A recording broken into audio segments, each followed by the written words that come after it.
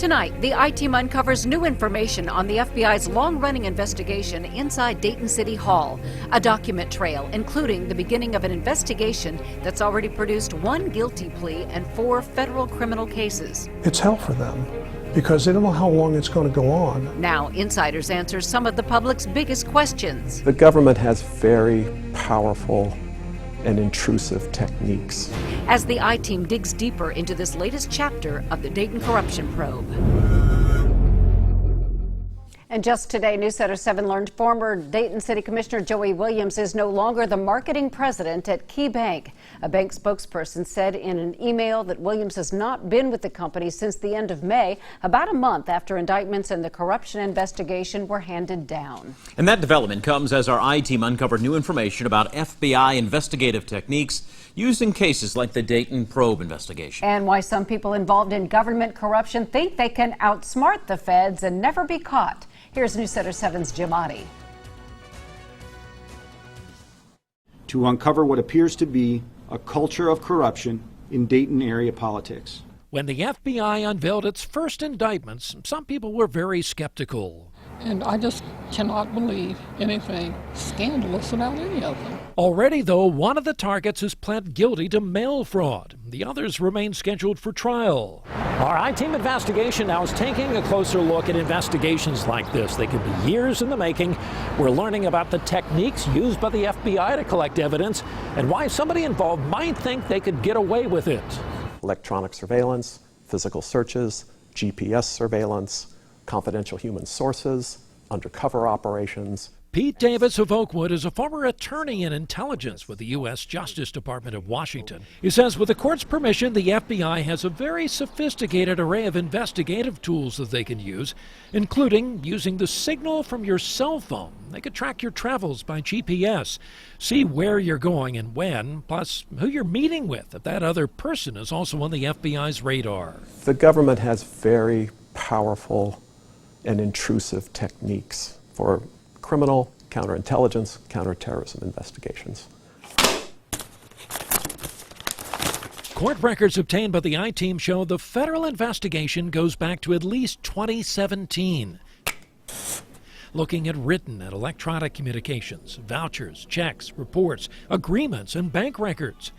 Mike Kreitz is a former Dayton resident and for 7 years was a federal prosecutor. He's now in private practice. He says cases like this take so long because they're very complex, some with 1 million documents.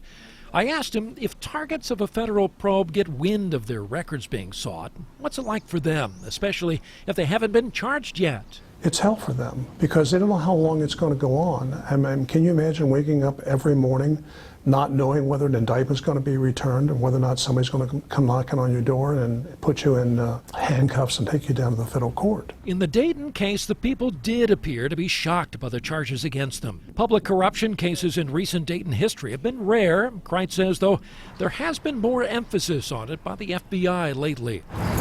If there was so much wrongdoing at City Hall, why wasn't it uncovered earlier by regular audits? And I would always say if somebody's got larceny in their heart, they're going to steal from you. State Auditor Keith Faber says regular audits only look at a sample of transactions. The ITeam found in Dayton's case, the city even bragged in 2016 saying, quote, "State Auditor confirms clean audit for City of Dayton." Most of what we do is to make sure the policies and procedures are in place to make it difficult to steal and likely certain that you're going to get caught eventually. With so much information on contracts and spending readily available at city halls, county governments, even the State House, why would somebody think they could take money or cut corners to benefit themselves and get away with it? Those people are just, I hate to say it, they're just bad people. I truly believe there's some people who think they're smarter than the federal government and the Department of Justice. No, really, they really think that they can pull it off. And what's happened to the 4 people charged in the first round of indictments?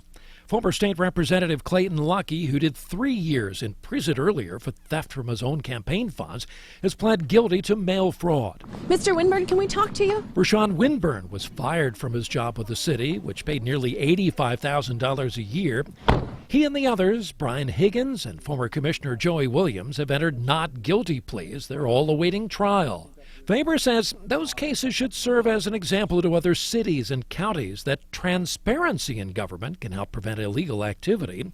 Kreitz adds anybody caught up in a corruption case will be up against a lot because the feds take this very seriously. They're very zealous, very deliberative, very cautious, very fair, in my estimation, having been on both sides. They're not going to stop. They've got the resources of Uncle Sam. I mean, they can print more money if they need it for more assistance and more agents. Clayton Lucky's case likely will come to a conclusion at the federal courthouse in November. That's when he's scheduled to return for sentencing. In Dayton, Jim Oddie, News Center 7. The feds in the Dayton case said they will file additional charges, but the U.S. attorney has not identified the people targeted in the second wave of this investigation.